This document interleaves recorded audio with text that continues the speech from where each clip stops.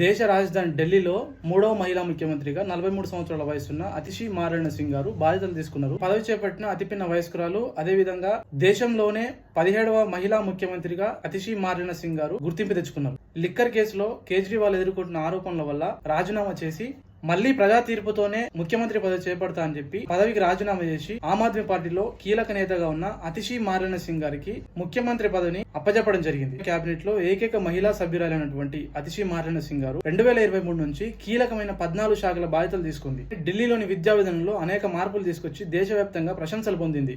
గతంలో school teacher అయినప్పటికీ అందులోనూ మన తెలుగు రాష్ట్రంలోని ఆంధ్రప్రదేశ్ లో రిషి వ్యాలీ స్కూల్లో ఒక టీచర్ గా కూడా పనిచేయడం జరిగింది. భోపాల్లో కొన్ని ఎన్జిఓ సంఘాలతో పనిచేస్తున్న సందర్భంలో ఆమ్ ఆద్మీ పార్టీలో చేరి 2019 సంవత్సరంలో ఎంపీగా పోటీ చేసి ఓడిపోయినప్పటికీ తిరిగి 2020 సంవత్సరంలో ఎమ్మెల్యేగా పోటీ చేసి ఏకైక కేబినెట్ మహిళా సభ్యురాలుగా ఎదిగింది. ఢిల్లీ ప్రభుత్వంలో అనేక బాధ్యతలు చేపట్టి ప్రజల్లో ప్రశంసలు పొందింది.